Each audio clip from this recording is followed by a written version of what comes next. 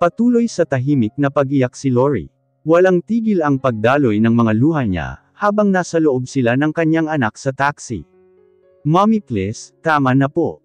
Huwag ka na pong umiyak," pag-aalon nito sa kanya, pero umiling siya. Hindi na niya kaya pang pigilan pa ang kanyang mga luha. Sobrang sakit ng loob niya sa mga salita, na binitawan kanina ng ina ni Gail.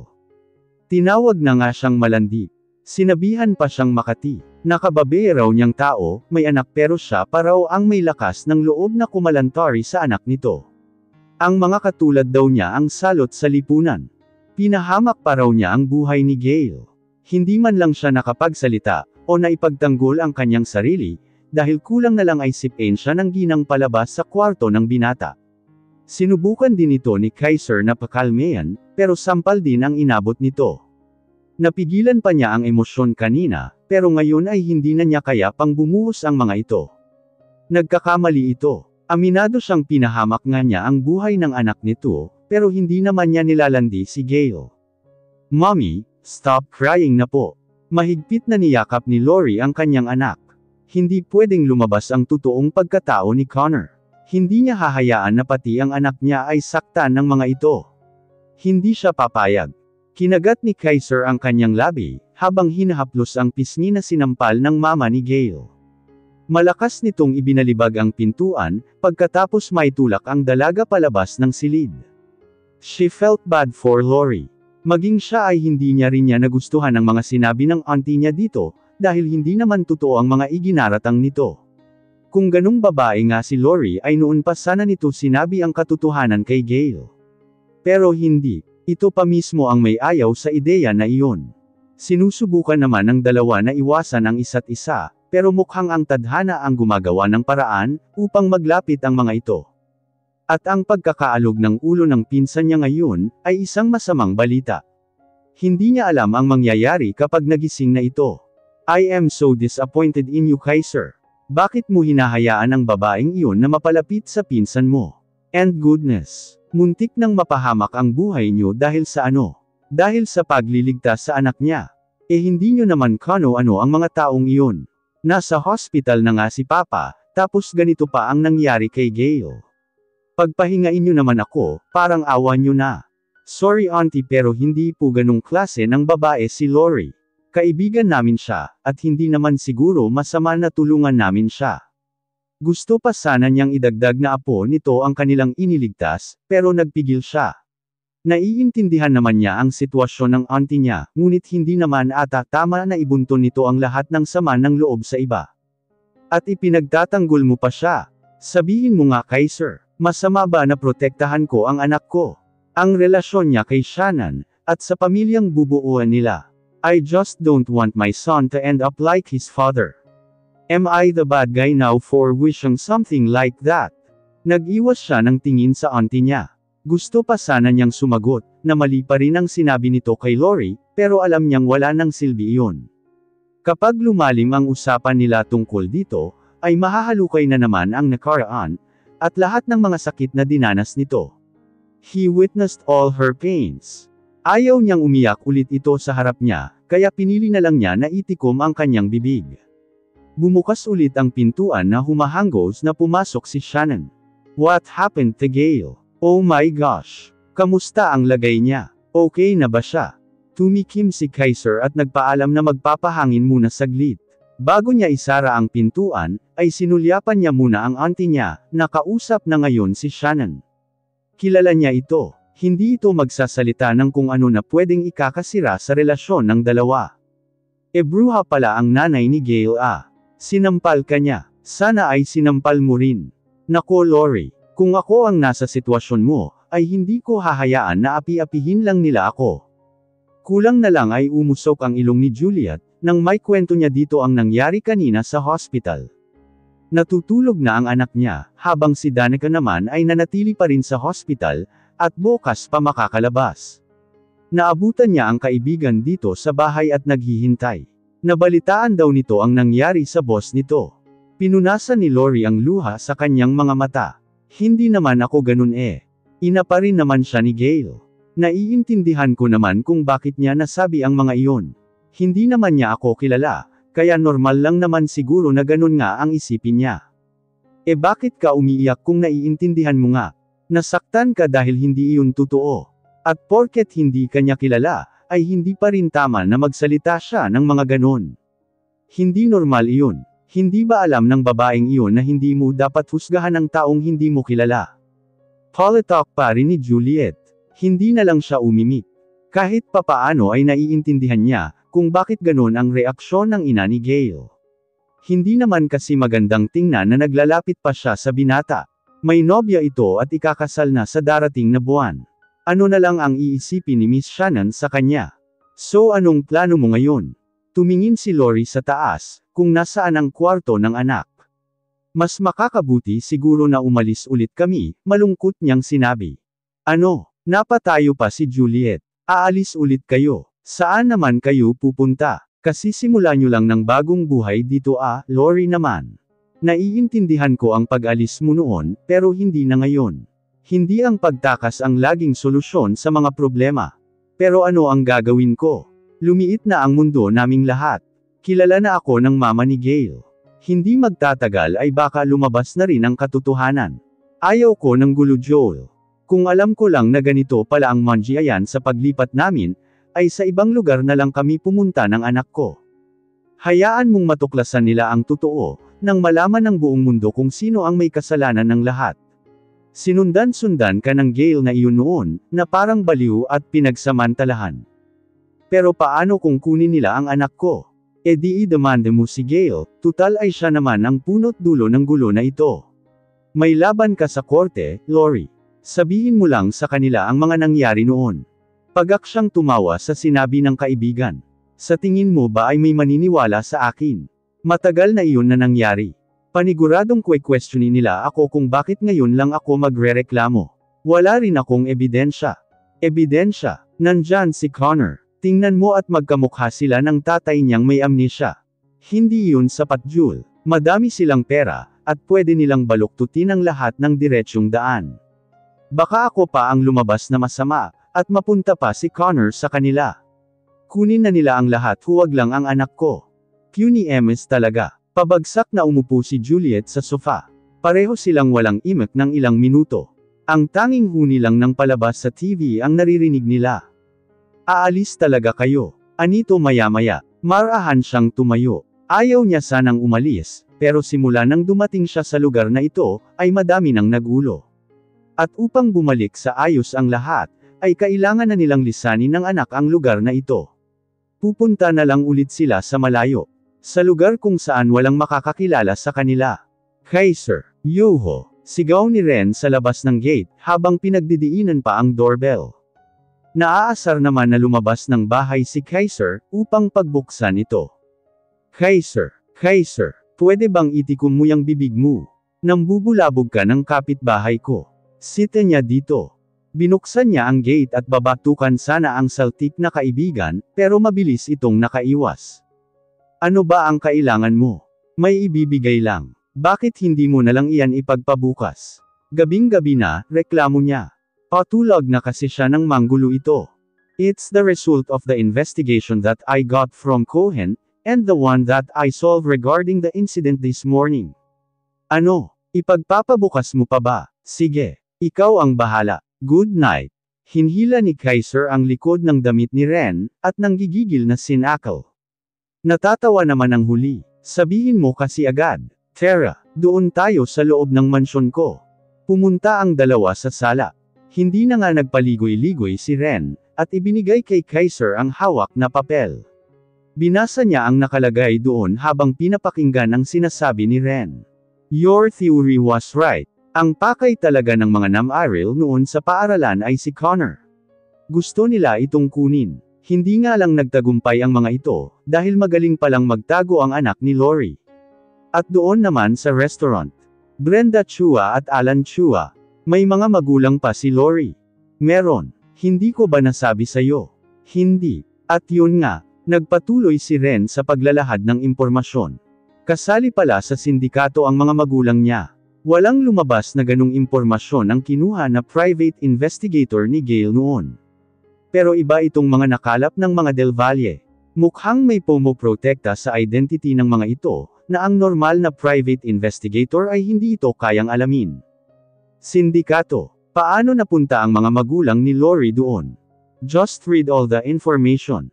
Habang parami ng parami ang mga nababasa ni Kaiser, ay lalo ring umaawang ang kanyang mga labi. At tungkol nga doon sa kamukha ni Gale, they used a hyper-realistic mask, and if the information that I've gathered is enough, there's a high possibility na tatay ni Lori ang nasa likod ng maskarang iyon. Nasa po ni Kaiser ang kanyang noo. Bakit naman iyon gagawin ng mga magulang ni Lori? I'm guessing that it's for ransom, but just continue reading. May alitan din ata si Lori, at ang mga magulang niya. Ipinagpatuloy ni Kaiser ang pagbasa, hanggang sa napako ang kanyang mga mata sa isang pamilyar na pangalan.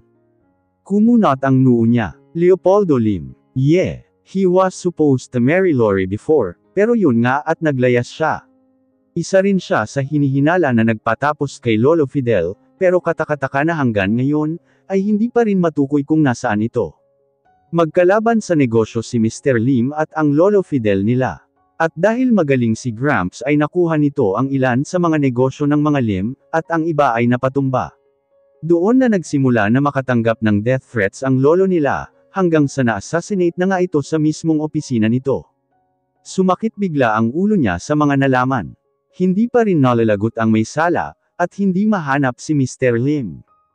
Posibleng magkakasabwat ang mga magulang ni Lori, at ng matanda. Pero bakit pati ang anak ni Lori, ay nadadamay? Natigilan siya at tiningnan si Ren, na malalim din na nag-iisip. Possible kayang alam nila na si Gale ang ama ni Connor. Nagkatitigan silang dalawa. Natigil lang iyon nang maingay na tumunog ang cellphone niya. Sinagot niya iyon.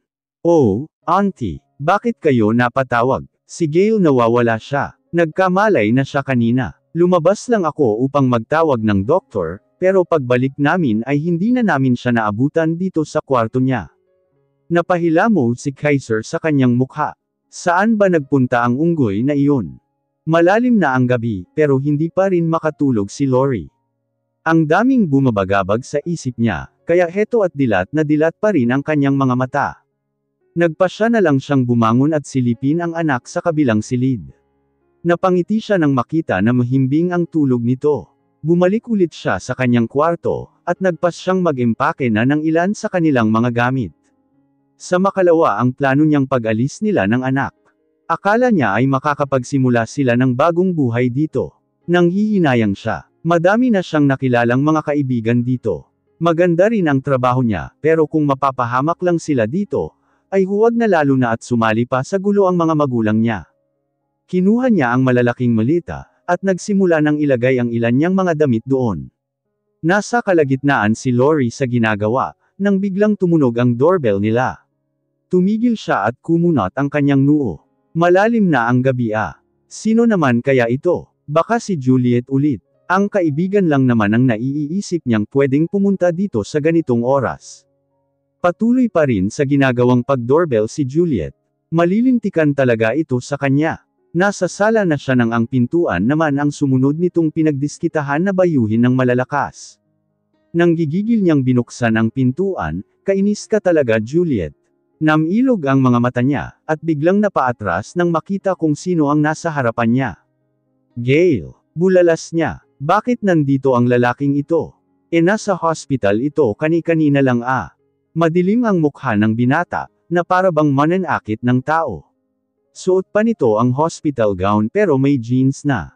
Hinihingal din ito na parang nagmamadali na pumunta dito. Umawang ang labi ni Lori. Hindi kaya. Sunod-sunod na inatake ng kaba ang puso niya, at muling napaatras. Isasara na sana niya ang pintuan, pero naging mabilis ang mga galaw ni Gale, at pinigilan ito. Teka lang, hindi ka pwedeng pumasok. Pero walang pinapakinggan ng binata, at pumasok na kahit na wala siyang ibinigay na permiso dito. Nahintakutan pa siya, nang hinablot nito ang kanyang braso. Bakit ganyan ang itsura mo nang makita ako? Natatakot ka? Bakit? May tinatago ka ba sa akin, Lori? Mariin ang boses nito, habang matalim na nakatingin sa kanya. Hindi ko alam ang sinasabi mo. Sinubukan niya na hilahin ang braso, pero sobrang higpit ng pagkakahawak ni Gale doon. Ngali-ngali na siyang umiyak sa mga nangyayari. Hindi pwede. Hindi pwedeng bumalik ang mga alaala nito. Nasaan si Connor? Natutulog na siya. Ilabas mo siya. Gusto ko siyang makita. Pero nakita mo na siya. I want to see him as his father this time. Dumagundong ang boses ng binata sa buong sala. Gusto kong makita ang anak ko, kaya bakit mo ako pinagbabawalan? Nagulat man pero hindi nagpahalata. Gamit ang isang kamay, ay isang malakas na sampal ang iginawad niya dito. Nabitawan siya ni Gale, at bahagyang napaatras dahil sa lakas nun. Nakonsensya si Lori, pero hindi siya nagpadaig. Anong anak ang pinagsasabi mo? Wala kang anak dito Gale. Anak ko si Connor. Sigaw niya na kulang na lang ay mapugto ang kanyang hininga. Anak nating dalawa. Bulyo din nito. Hindi na napigilan ni Lori ang kanyang sarili at tumawa. Mukhang mababaliw na siya sa mga oras na ito. Nagtagal din ng ilang minuto na ganun ang ginawa niya, hanggang sa matalim ang mga mata na sinulyapan si Gale. Nakatiimbagang lang ito, at nagpipigil habang pinapanood siya. Umalis ka na, parang ahas na wika niya dito at tinalikuran ito. Bakit hindi mo sinabi sa akin? Bakit mo inilihim ang tungkol sa anak natin? Naramdaman na lang ni Lori, ang pagyakap sa kanya ng binata mula sa likuran. Hindi mo alam kung gaano ko inasam na bumalik ang mga nalimot kong alaala. Alam mo ba kung ano ang naramdaman ko kanina pagkagising ko? Namumuhi ako Lori. Namumuhi ako sa sarili ko, at sa kasalanan na nagawa ko sa iyo. Nalumaki siya na walang ama. Nawala ang suporta ko habang mag-isa mo siyang dinadala. Muling bumalik sa kanya ang mga panahon na mag-isa siya, at kung gaano kahirap ang mga pinagdaanan niya. Mariin na kinagat ni Lori ang kanyang labi, at tuluyan ng umiyak. Nanghihina na rin ang mga tuhod niya. Bakit ba kailangan pa kasi na bumalik ang memorya nito? Sobrang sakit para sa akin na itinago mo sa akin, ang tunay na pagkatao ni Connor. Anak ko rin siya, Lori. Paano mo nagawang ilayo siya sa akin? Rinig na rinig niya ang sakit sa nanginginig na boses ng binata. At kahit na hindi niya ito tingnan, ay alam niyang umiiyak na rin ito. Ano ba ang dapat niyang gawin? Ayaw niyang lalong gamulo ang sitwasyon, pero makakaya ba niyang ilayo sa binata ang anak nito ngayon, na alam na nito ang totoo? I admired you before, but I can't believe that you turned out this selfish now. Nahigit ni Lori ang kanyang hininga. Siniko niya si Gale at puno ng galit na hinarap ito. Muntik na siyang bumigay. Pero dahil sa sinabi nito, ay muling nag-alab ang galit niya. Anong sinabi mo? Makasarili ako. Paano mo nasasabi iyan kung simula noong dumating ako dito, ay para sa ikabubuti ng lahat ang ginagawa ko? Ayaw kong masira ang buhay na meron ka, dahil lang sa amin ni Connor. Lumuluhal niyang sinabi dito. Anak ko siya Lori. Wala akong pakialam sa sasabihin ng iba. Nag-iisip ka ba o sadyang may saltik ka talaga? Malapit na ang kasal niyo ni Shannon. Ayaw kong masaktan siya. Masisira ang relasyon niyo. She will understand. I know her more than anyone else. Maiintindihan niya kung magpapaliwanag ako ng mabuti sa kanya. Pinunasan ni Lori ang kanyang mga luha, at nagtaas ng noo dito, at ano ang ipapaliwanag mo kung ganon? Na sinusundan-sundan mo ako noon. Na pinagsamantalahan at binuntis habang girlfriend mo siya. Umawang ang labi ni Gale, pero nagtiimbagang din maya-maya. Inilang hakbang nito ang pagitan nila, at hinigit siya palapit. I was drugged that time. Oo at may kasalanan ako, pero hindi ko iyon sinasadya. Wala ako sa sarili sa mga oras na iyon. Pagak siyang tumawa. Kung wala ka nga sa sarili mo ng mga panahon na iyon, ay bakit ka pumunta sa paaralan ko noon? May ganun ba na wala sa sarili? Na ako pa talaga ang hinanap mo ng mga sandaling iyon? Ang sabihin mo ay masama talaga ang hangarin mo. Hindi mo alam ang mga hirap na dinanas ko. Pagkatapos ng gabing iyon, mag-isa ako at takot na takot dahil sa ginawa mo sa akin. Idinuro niya ang dibdib nito at itinulak. Kaya wala kang karapatan na pagsalitaan ako ng mga ganyan ngayon. Pumiyok pa ang boses ni Lori sa huling salita. Wala ring tigil ang pag-iyak niya sa harap nito. Nagbaba ng ulo ang binata. Ang kaninang madilim nitong mukha, ay lumambot at napuno ng pagsisisi, at sa mahinang boses ay nagsalita. I'm sorry. Natawa si Lori habang umiiyak. Hindi ko iyan kailangan Gale. Huli na para sa salitang iyan. Matagal na hindi umimik ang binata habang nakayuko. Kung pwede lang sana niyang bugbugin ang sarili, ay ginawa na niya kanina pa. Galit siya sa ginawa ni Lori na paglilihim sa kanya, pero alam niyang ito ang may mas karapatan na magalit sa kanilang dalawa. Tama ito. Kung wala siyang ibang nararamdaman sa dalaga noon, ay hindi niya dapat ito pinuntahan. Pero isa rin siyang masama, para makaramdam ng lihim na pagnanasa dito. Umalis ka na. Kailangan ko ng magpahinga. Malamig ang boses na wika ni Lori. Please, mag-usap naman tayo. Sinubukan niyang hawakan ang kamay nito, pero malakas nito iyong tinampal. Huwag mo akong hawakan. Kung may konsiderasyon ka sa nararamdaman ko, ay umalis ka na. Ayaw muna kitang makita. Laglag ang mga balikat na lumabas si Gale. Matindi man ang kagustuhan niyang kausapin ito, pero hinayaan na lang muna niya. Bibigyan niya ng oras ang dalaga, kung iyon ang gusto nito. So tama nga ang hinala niya noon. He has a son all this time.